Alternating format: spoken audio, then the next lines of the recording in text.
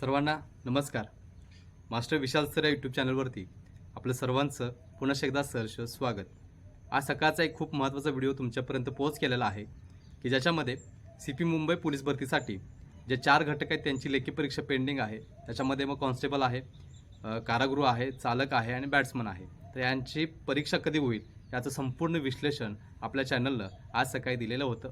तुम्ही जर पाहायला नसाल तर एक विनंती करतोय, या व्हिडिओच्या शेवटी एक आयकॉन येईल, त्या आयकॉनवरती टच करून तुम्ही तो व्हिडिओ पाहून घ्यायचा आहे. आता खूप महत्त्वाचा विषय, गेले खूप दिवस झालं म्हणजे ज्यावेळीपासून कट ऑफ लागला, ज्यावेळीपासून निवड यादी प्रसिद्ध झाली CP मुंबईच्या, तेव्हापासून मुलांच्यामध्ये संभ्रमावस्था झाले आणि होणं गरजेचं होतं.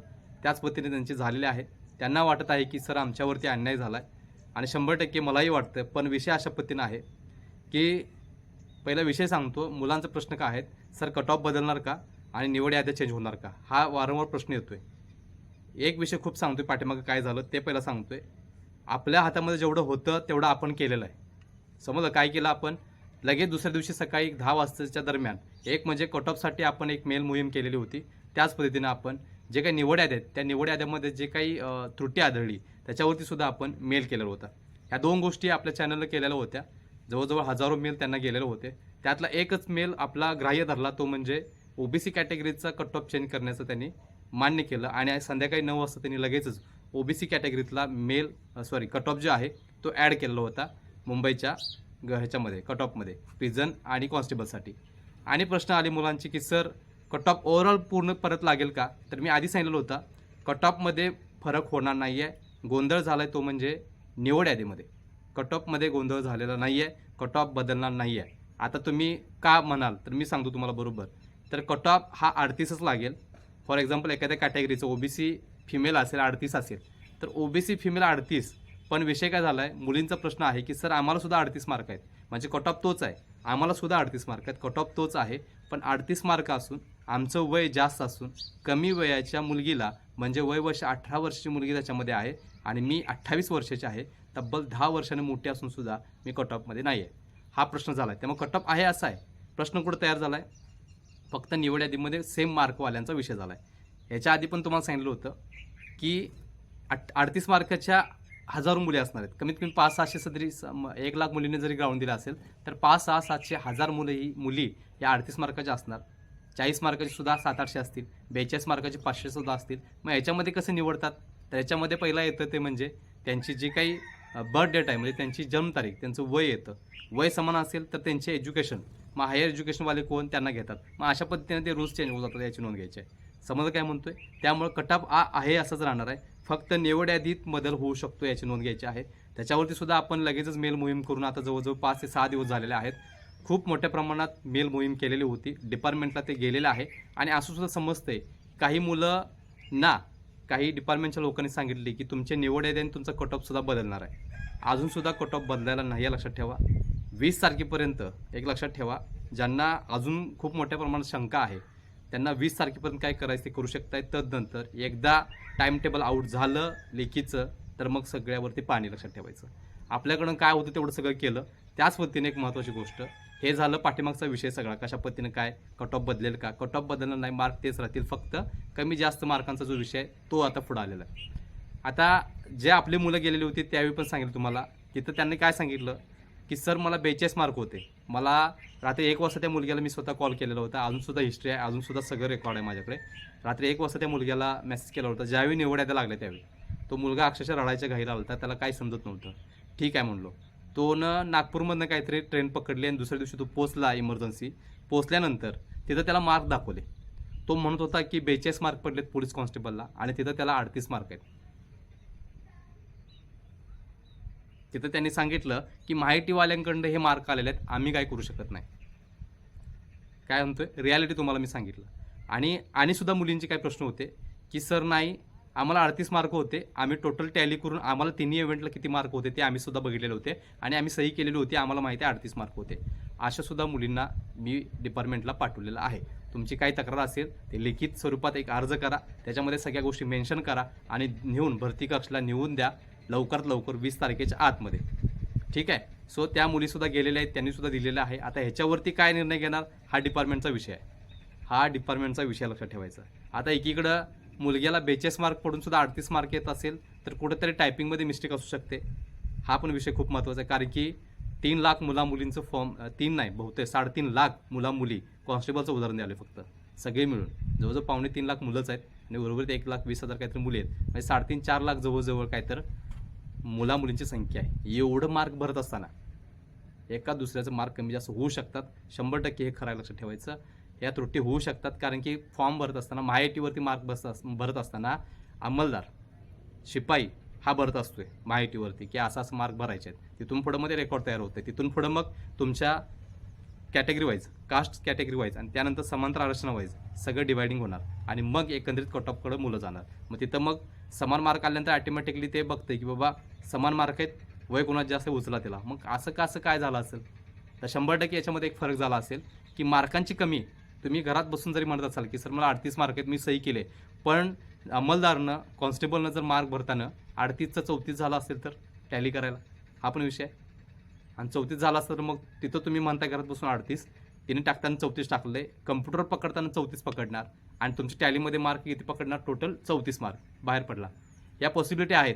त्यामुळं लक्षात ठेवायचं, ज्यांना प्रॉब्लेम आहे त्यांनी लिखित स्वरूपात अर्ज करा, नेऊन डिपार्टमेंटला द्या आणि तुम्ही सांगा त्यांना की मी सही केलेली होती, तिन्ही इव्हेंटचे मार्क मी बघितलेले होते आणि मी स्वतः सही केलेली होती, तिथं मला 38 मार्क होते आणि मला 38 मार्क असून सुद्धा मी क्वालिफाय झालेले नाही आहे. त्याचं रिझन फक्त विचारा, ते तुम्हाला सांगतील आणि तिथून पुढं निघा. मग तुम्ही अशा पद्धतीनं सगळी प्रोसेस आहे.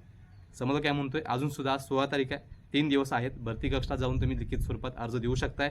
तुमच्यावरती खरंच अन्याय झाला असं तुम्हाला वाटत असेल, जाऊन लगेचच भेटा, लगेच सगळ्या गोष्टी असतील. आपले तर मेल मोहीम केलेला आहे, त्याला जर पॉझिटिव्ह उत्तर आलं तर त्याचा एक डिसॲडव्हान्टेज आहे. डिपार्टमेंटनं जर निवड याद्या बदलल्या, कट ऑफ बदलणार नाही, मी अजून पण सांगतोय, कारण की हे गणितच कळालं नाही कोणाला. कट ऑफ बदलणार विषयच नाही. 500 मुली आहेत, 500,000 मुली 38 मार्कांच्या असतील, कट ऑफ 38 लागणार. फक्त विषय होणार हे एज वाईज कमी जास्त. आणि दुसरी गोष्ट, समान एज्युकेशन असेल किंवा समान एज असेल तर एज्युकेशनवरती जाऊन ते सगळं बॅलन्स करून ही लिस्ट नवी लागू शकते म्हणतोय मी. अजूनसुद्धा त्यांनी पॉझिटिव्ह निर्णय घ्यायला नाही आहे. तरीसुद्धा डिपार्टमेंटचे काही PSI वगैरे आहेत, वेगवेगळ्या काही लोकांचे रिलेटिव्ह असेल, त्यांनी सांगितले की निवड याद्या वगैरे परत लागणार आहेत. एक लक्षात ठेवा, PSI हा विषय मुंबईला, आपल्या इथं लोकल जिल्ह्याला हा कॉन्स्टेबलसारखा असतो, लक्षात ठेवायचं. एवढा विषय मोठा नसतो.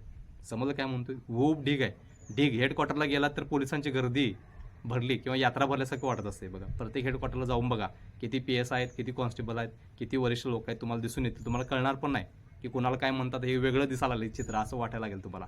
आणि नंतर मग त्यांचे शोल्डरवरचे जे काही चिन्ह असतील त्याच्यावरून तुम्हाला समजणार नाही की बाबा ह्यांना काय म्हणायचं, हा व्यक्ती कोण आहे, तो व्यक्ती कोण आहे, काहीच कळणार नाही सुरुवातीच्या पिरियडमध्ये.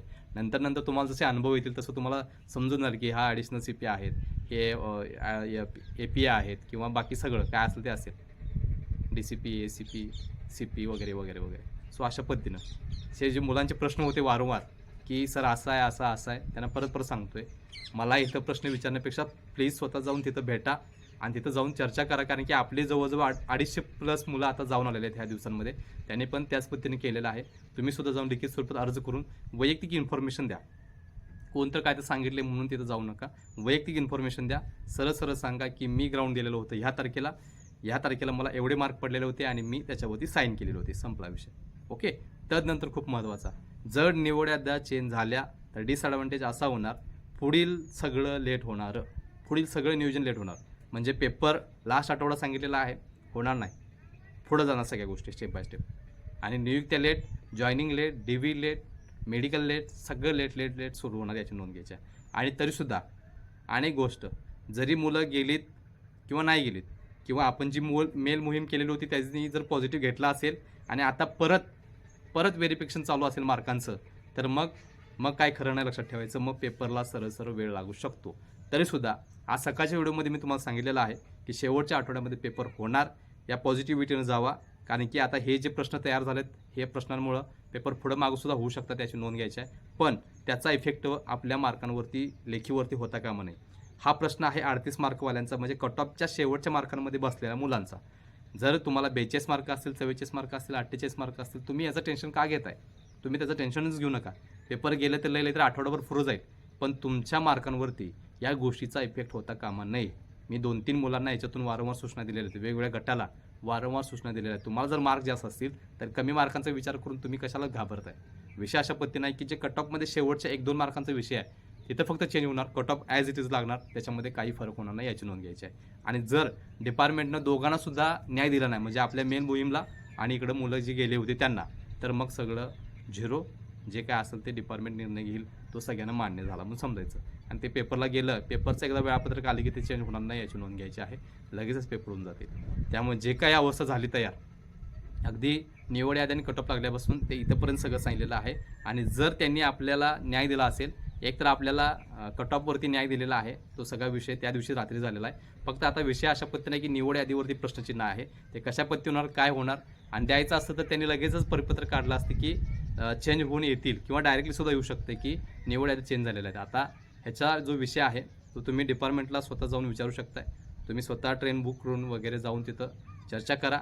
तुम्हाला काय उत्तर देतं ते 100% मला द्या. म्हणजे आपले जे आतापर्यंत मुलं गेली त्यांना काय दिलं उत्तर, तुम्हाला काय उत्तर मिळतंय, असं पूर्ण एकदा जज करू आणि त्याचा आपण डिसिजन घेऊयात की कशा पद्धतीने विषय झालेला आहे. समजलं काय म्हणतोय. त्यामुळे वारंवार तुमचे जे प्रश्न होते की सर काय होणार, काय होणार, काय होणार, cut off as it is लागणार, बाकी सगळ्या मागापासून गोष्टी सांगितल्यात ह्या ह्याच पद्धतीनं पुढं होत राहणार आहे. आणि डिसॲडव्हान्टेज पण सांगितलेलं आहेत की डिसॲडव्हान्टेज कशा पद्धतीने होऊन जाईल, की जर निवड याद्याच बदलल्या तर मग मुलं काही बाहेर पडतील आणि काही मुलं आत जातील, काही मुली बाहेर पडतील, काही मुलं आत जातील. हा विषय मात्र फिक्स होऊन जाईल. फक्त आता डिपार्टमेंटवरती डिपेंडिंग आहे. आपलं काम आपण तिथंपर्यंत दरवाजावरती नेऊन त्यांना सगळ्या गोष्टी दिलेल्या आहेत. फक्त त्यांनी काय निर्णय घ्यायचा आता त्यांच्यावर डिपेंड आहे.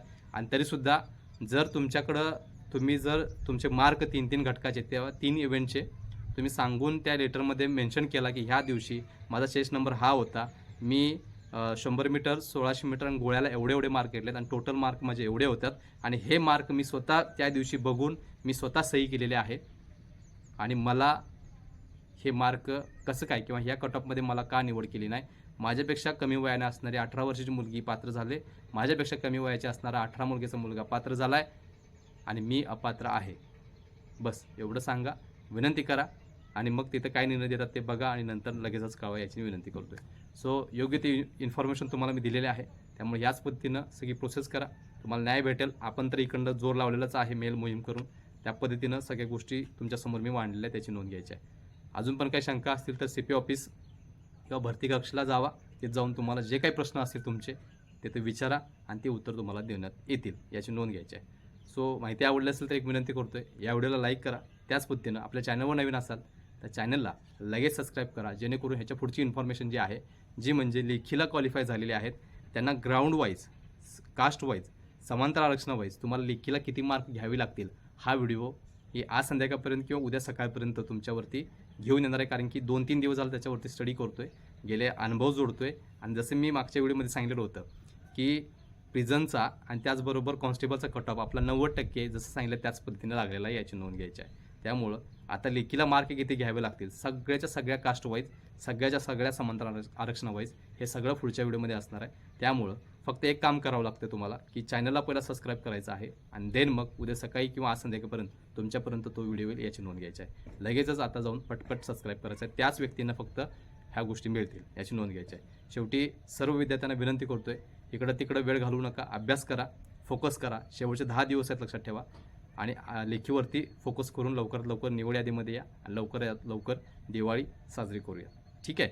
सो चॅनलवर नवीन असाल तर चॅनल लगेच सबस्क्राईब करा. टेलिग्राम चॅनल, व्हॉट्सअप ग्रुप दोन्हीसुद्धा नवीन चालू केलेले आहेत. त्याची लिंक ह्या व्हिडिओच्या खाली डिस्क्रिप्शन बॉक्समध्ये आहे, तिथे जाऊन तुम्ही जॉईन करू शकताय. शेवटी सर्व आदरणीय विद्यार्थ्यांना आपल्या चॅनलकडून मी शुभेच्छा देतोय आणि मी इथं थांबतोय. तोपर्यंत धन्यवाद.